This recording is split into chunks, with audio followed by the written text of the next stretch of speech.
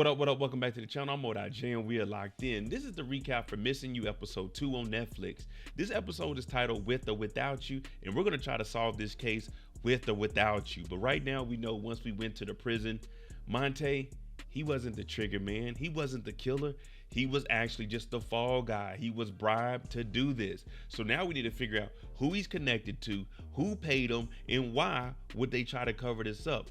Plus, why is Josh on a dating app if he ran away from Kat? Why? I don't know. We're going to figure this out though. But before we do and give this recap of episode 2, if you like thrillers, you like this crime drama, then Missing You might be an episode for you. I'm going to try to break down a different TV series every day of the year. And right now we're on this 5-part starting off the year with Missing You.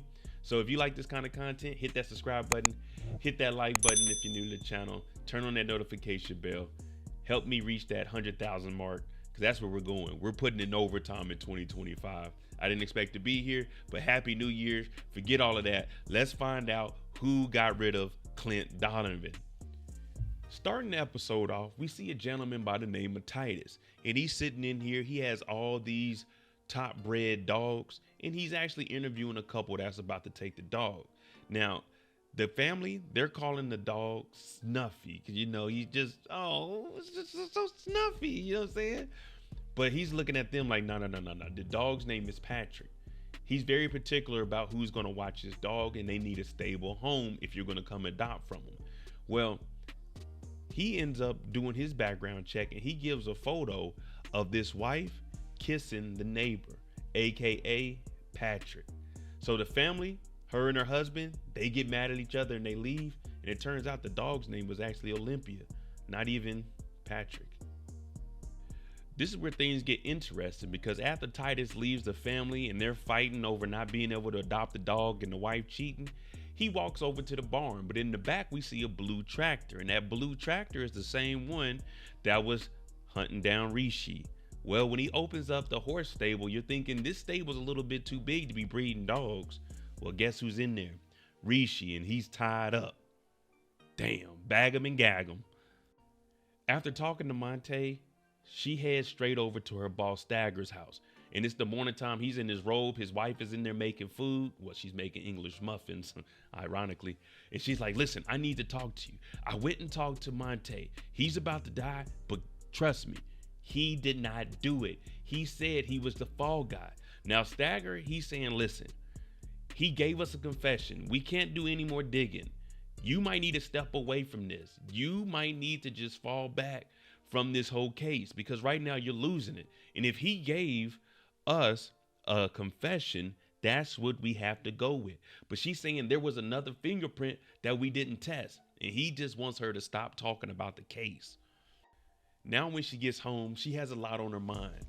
She's finding out that the guy didn't unalive her dad, so she's having flashbacks. She's thinking about her dad and why that case isn't solved. And then Josh is on the dating app but told her not to message her anymore. So she's just having flashbacks to when she moved into her flat. That's what they call it in the UK, a flat, like your apartment. And it's her dad and Josh. They're in here dancing. It tastes like candy. Yeah, I can feel it when you walk. Yeah, so she's just sitting here and she's tearing up because these were the good times. These are the memories. And that happens with everybody. We're all human. We always think back of the good times. And of course, it's still just weighing in on her. Now she's taking the train to get to work, and she opens this app back up, Melody Cupid, and she goes back to Josh's profile, and he's called Song Prince 8. And when she messaged him, it says, you are currently muted by Song Prince 8. Damn, what is going on? Why is Josh so distant? I know about cutting people off, but just going cold turkey and disappearing and taking all your clothes and no response after years? Man, that's diabolical. Kat gets to work and she's doing a news press conference about Rishi being missing and telling people, if you know where he is, or if Rishi, if you're watching this, tell us you're safe so we'll know. Well, they tell him to change his clothes into all orange from when he was tied up, and he goes to talk to Titus. And this is where we get Titus's plan. What they're doing is blackmailing him, basically saying that girl, that white woman we seen at the beginning, Vanessa, if you want to see her, you need to sign over all your money from us from your accounts. or we're going to hurt Vanessa. So he's tied up, and it seems like he met Vanessa on a dating app. So that's where this dating app is coming into play. He's missing because he went to talk to a girl on there, and it looks like they're exploiting people off of the app. A young man by the name of Brandon comes to the police station, and he says he will only talk to Kat Donovan. Now, it turns out his mother is missing, but he's starting to ask a couple of questions that are a little personal. What's your name, Kat? What's your full name? And she's like, Detective Donovan would be fine enough. He's like, Kat, well, my mom is missing. Your father's missing. Your father was unalive. He was missing at one point, right? And she's like, what does that have to do with this case? He's saying, well, my mom is missing, and she usually called me every single day, but she hasn't spoke to me in days. Now, she was going on a trip, and typically he talks to her because it's just him and her after his father was unalive a couple of years ago. So he's nervous, and she's wondering, why are you asking these questions about my father being dead? While the interview with Brandon is going on, Charlie comes out and says, hey, Kat, we need to talk to you right now, because they pulled up Rishi's messages. He had an older phone and a laptop, and they actually cracked into it. And what they're finding out is that there's messages that were going back and forth between him and some other person, which we're assuming is Vanessa. That's why he rented that cabin, and they didn't find anyone there but some lingerie. So they're trying to figure out, okay, what else was he using? These messages, these are the old messages. So it stopped at one point. We don't have the new phone to hack into. But Charlie is on the job, and Charlie's going to figure out what the hell is coming of this. Now, Rishi knows that he has to give up this money because he believes that they're going to attack Vanessa. So they took him back out into the barn, and they got him on the phone. Now, I've never heard this.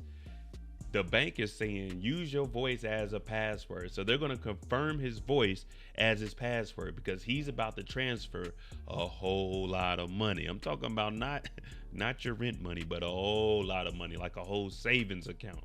And we're talking hundreds of $1,000s.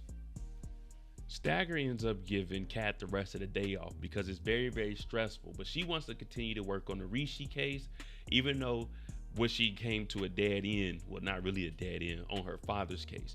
So once she goes home, she looks at her father's picture in the lobby. But when she gets home, she starts to have a heart-to-heart with her mother. And her mother is saying, when you hit up Josh, because I know you will, just because you love someone doesn't mean you know everything about them.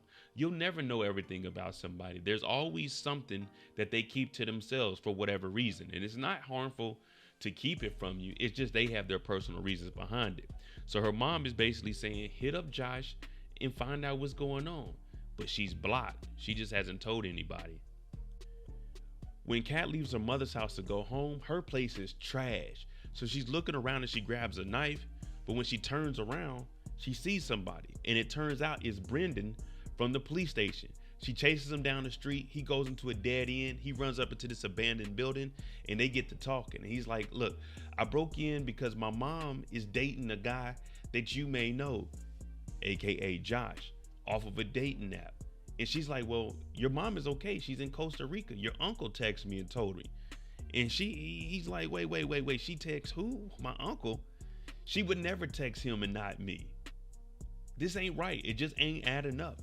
We know our family members. We know their tendencies. And he knows that his mom would at least contact him, not just text his uncle. Kat meets up with Stacey. She's the best private investigator we've seen, and she's actually waiting on this cheating wife to come outside so she can snap some pictures. But she's been doing some digging on Josh and hasn't found anything online about him. No Facebook, no Instagram, no YouTube, nothing. Not even a Black Planet page. All it is that dating site. And this is very, very weird for someone to go off the grid and disappear from social media and the internet, but make a dating app just to get some, just to get lucky. And right now we're all at a standstill. No one really knows. It's just a dating profile and we're blocked on there. We have no leads. Back at work, we open up the Callaghan file. Now, Callaghan is the top guy, the mob boss, the underground kingpin. And there's a guy by the name of Cole who's about to retire. He's actually the person that arrested Monte for the unaliving of Clint, the father. So Cole is like, yeah, I heard about Callaghan. There's a story that he used to get bullied in the 7th grade, but he ended up whooping on the bully. And after that, no one made fun of him again. And that's where his dark past started off. So now we get a kind of a background story of how Callaghan, the underworld boss, came to be. Brendan ends up calling Kat and he's letting her know, listen, I checked my mama's bank accounts because that's how close they are. I don't have access to my mother's accounts and I don't want to. But he said when he checked it, she actually pulled money from an ATM. So with this information, Kat goes over to Charlie and saying, hey, there's an ATM away opposite of the bank where she pulled out some money. Can we get any of the surveillance footage from over there? So Brendan is doing the leads on Dana, his mama, and this is going to tie into who knows what crime. But right now, there's multiple cases going on for missing persons. Rishi and Dana, and then we got the case for the unaliving of Clint. There's a lot going on. Kat is running around, but she also got information. Remember, Josh's name was on the visitor log to go and visit Monte. Now, Josh was a journalist. He was writing, and he went in there to probably, quote unquote, interview this guy and why he unalived the police officer. But this lady is telling Kat there was someone else on the list of those visitor logs. Who is it? Stagger, Kat's boss. So him and Josh went to talk to the murderer. Charlie hasn't been at work long, but he has been putting in work on and off the computer. Well, he ends up talking to Nia, and she's sitting here and she's just reading over a few things, and he brings some crisps. Now, crisps in the UK are chips because chips in the UK are French fries. It's weird, but yeah, that's how it is. So he's talking to her about which chips to pick and which chips are the best. He ends up taking some Fritos and she looks at him and she's like, really? Fritos? So they share the same bag and we see these two are getting a little bit closer than what they should be as co-workers. Titus is in his office going over Mishi's account. Well, it looks like all of his accounts are restricted. Mishi put in the code, he used his voice as a password, but now they're looking at it and they're not able to move any money. Access is denied. So he looks over at Reynolds and says, Reynolds, go and handle Mishi, get rid of him, take him out the game, because if we can't get any money, then he's really useless to us to even have tied up. While Mishi was tied up, he ended up finding the screw in the board where he was chained up to. He takes his screw and he's able to get himself free. So when Reynolds comes out here to dispose of him, he kicks him in the gut and he tries to run off. But when he runs out here, he doesn't go out the entrance where he just seen Reynolds come through. He tries to run to the back and that place is locked. He turns around to try to run out the front. Boom! Gets hit inside the head. Everything goes black. It don't look like Mishi's gonna make it out of here, guys. At Cole's retirement ceremony, Kat is waiting. And she's waiting and waiting. Because Stagger was up there giving a speech. But when he gets off, they go into the hallway and they have a conversation with each other. And she's asking him, why were you on the visitor logs with Josh to go and talk to Monte? And he's like, listen, I didn't want to have to tell you this, but I went with Monte because I wanted to try to get a confession from him. I wanted to try to get the truth. And I was thinking maybe Josh was going to be the only person that would be able to get him to talk because he was a reporter. Maybe Monte would say this and this about it to try to get some clout and some cred for the crime that he committed. And she's like, no, that's some BS. Why would you do this? And then Stagger, he doesn't want her to find out something. Everyone is a suspect. So he tells her, you're basically suspended. Stay away from the case. What we see next? Mishi, he's in the back of a basket. They're dragging him off. We hear Brandon talking about his mom would always call. Well, there's security cam footage of his mother at an ATM, and this is the dress that she had. They're throwing this into an inferno, just like they're throwing Mishi's body into this inferno. They're incinerating everything. The best way to get rid of something is to burn it. And the last thing we see in this episode is Callaghan. Yeah, the underworld boss. He's over here at this grave site and he's just watching. Whoever they're burying, he's watching. And this has us believing he's about to pop up. And that could mean trouble for everybody because he's allegedly the one that had the hit for Clint Donovan. All right, there you go, episode 2. At this point, if you had to pick somebody as a suspect, who were you looking at? Are you looking at Callaghan? Are you looking at Stagger? Are you looking at Cole? Are you looking at some random person? Who do you have on your mind as the list of suspects that you will be questioning first if you had a chance? Because we know Kat is suspended right now. But let me know what you think. I'm MoedotJ. Make sure you tune in tomorrow for episode 3. This is a 5-part series, Missing You on Netflix. So far, I like it. I'm giving it about a 7 right now. 6.5, a 7, but it's picking up. If you like this kind of content, hit that like button, hit that subscribe button. Thanks for watching. I'm out.